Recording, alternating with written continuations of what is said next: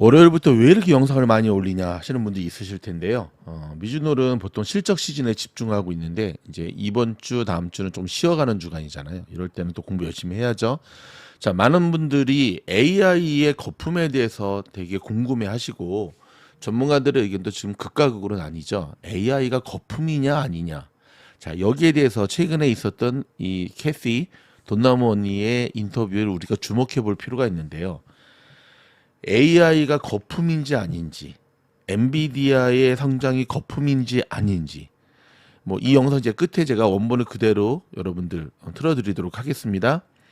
그 앵커가 계속해서 묻습니다. 닷컴 버블 때 시스코처럼 엔비디아도 그렇게 될 가능성이 있지 않습니까? 근데 그 질문에 대해서 캐시는 직접적인 대답은 피하지만 확실한 건 한 가지는 이야기합니다. 뭐냐면 지금 현존하는 기업들에게 있어서 AI는 선택이 아니라 생존을 위한 필수라는 거죠. AI와 함께 가지 않으면 더 이상 기업의 생존이 불가능하다는 거죠. 그러면서 AI 특별히 챗 GPT 한 달에 20불만 내도 멤버십으로 사용할 수 있는, 사실 거기까지 가지도 않죠. 무료로 사용해 봐도 챗 GPT를 이용해서 이메일을 작성하거나 기본적인 본인의 일을 해본 사람이라고 한다면 현존하는 AI 기술이 얼마나 뛰어나다는 것을 알 수 있지 않느냐라고 얘기를 하면서 좀 충격적인 얘기를 합니다. 저도 깜짝 놀랐네요, 여러분. 아크가요, 엔비디아를 얼마 때부터 샀다는 줄 아십니까? 5불 때부터 샀답니다. 5불. 와, 대박. 최근에 아크가 엔비디아를 파는 이유가 있죠. 5불에 사가지고 지금 1000불에 팔면 몇 배죠? 200배인가요? 200배죠? 200배. 와우. 아니 2000배죠? 2000배. 그쵸? 2000배. 대박. 그러면서 여러분 이 영상에 간단하게 언급하긴 하지만 캐시가 팔란티어에 대한 언급을 합니다. 팔란티어에서 어떤 루트로 얘기를 하냐면 지금 AI 반도체에 있어서 하드웨어적인 것을 만드는 기업은 엔비디아가 유일하고, 그렇지만 이 영상에서 언급하지 않지만 다른 영상에서 보면은 이제는 소프트웨어 전쟁이 나는 거예요. AI 소프트웨어. 근데 중국 쪽에서는 이거를 만들 현재 이 실력이 없다는 거예요. 그러면서 대표적인 두 기업을 이야기하는데 팔란티어와 UiPath를 이야기합니다. 즉 AI의 생성형 AI의 하드웨어는 엔비디아가 만들고 그 다음에 본 게임은 이제 소프트웨어 전쟁이 되는데 그거의 선두 가장 잘 만들 수 있는 기업 두 군데가 하나가 바로 팔란티어와 UiPath. 좀 아이러니한 건 있죠. UiPath는 많이 사긴 하지만 왜 그렇게 팔란티어를 안 사대는지. 미주노 영상을 듣나요? 좀 더 기다렸다 살라 그러나? 여러분 아무튼 이 영상 제가 한번 영어도 어렵지 않습니다. 틀어드릴 테니까 한번 보시면서 한번 부족한 부분들 메이크업 하시기 바랍니다. Well, AI is the biggest catalyst for all innovation. Where do you think we are right now in the valuation cycle for companies that touch either right now or are promising to in the future what AI is able to deliver? It's interesting. We think every company has the opportunity to capitalize on artificial intelligence. It is probably going to produce the most dramatic productivity gains in history.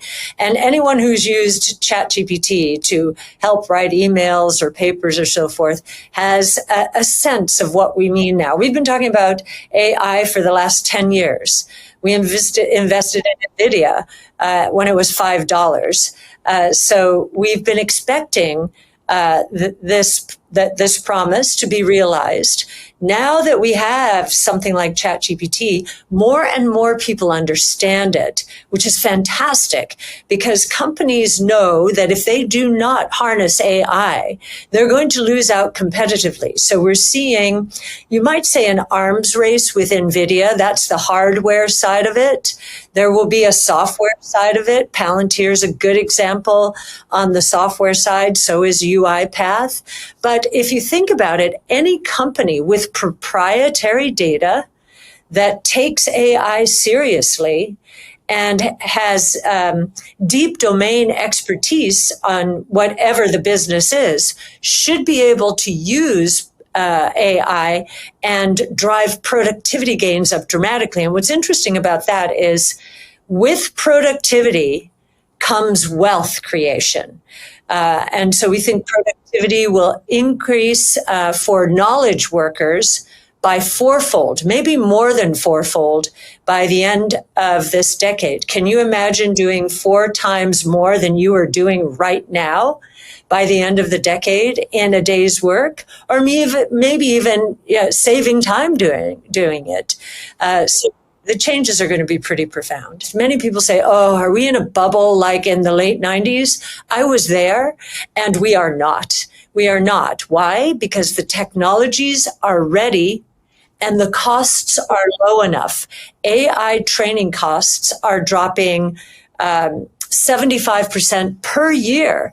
And so the AI opportunity is going to be delivered across sectors, across industries, across sub-industries as costs come down. But if we're right and the unemployment rate goes up and companies are concerned about their margins, they're probably going to pull back on some of the excesses associated with GPUs, and they'll focus more on cost cutting within their organization. So it's just a trade-off around a cycle, but we do not believe that this bubble is going to so some people are calling that, is going to end in a crash like the late 90s, early 2000s at all.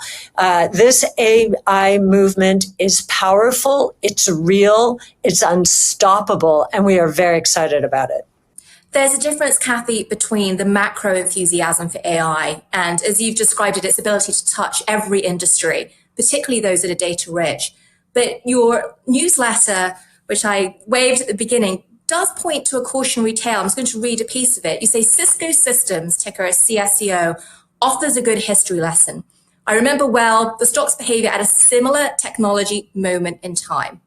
And you talk about Cisco stock going up 31-fold, split adjusted, quote, as its routers, switches, and other equipment dominated the build out of the internet backbone globally. The capital markets began to fund competitors, even those with systems inferior to Cisco's.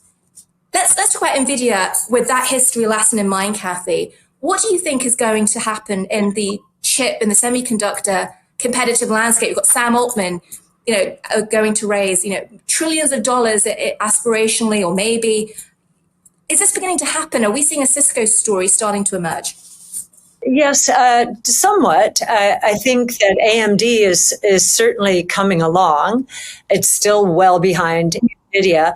But what I don't think many people realize is all of the hyperscalers, so Meta platforms, Amazon, Google, Microsoft, they're all developing their own chips. And interestingly, large companies with big opportunities like Tesla has developed its own AI chip, taking a leaf from Apple's book. You may not remember this, but I remember when Nokia, Motorola, and Ericsson and BlackBerry controlled the cell phone market. Apple came along and designed its own chip for a smartphone. It was the only a computer in the pocket. We think Tesla is the largest AI project in the world, and that it is going to redefine transportation from human-driven to autonomous, and that's what its AI chip is all about. So there are a lot of competitors. 여기서 지금 캐시가 테슬라도 언급을 하죠. 그렇죠? 뭐 AMD도 언급하고 테슬라도 언급하고 아마존도 언급하고 다 언급을 하는데, 자, 테슬라를 언급하면서 어떤 이야기를 하냐면, 테슬라를 비롯해서 메타도 그렇고 다 자기 온 이제 반도체 AI 쪽에 총력을 기울이고 있다는 거죠. 하지만 그 가운데서 테슬라가 가장 독보적이고 선두적인 위치를 차지하고 있다라는 이야기를 합니다.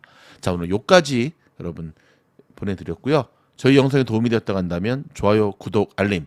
테슬라와 팔란티어와 테슬라가 AI 소프트웨어 분야에서 굉장히 유리한 고지에 있다라고 하는 좋은 소식 전해드리고 영상을 마무리하도록 하겠습니다. 고맙습니다.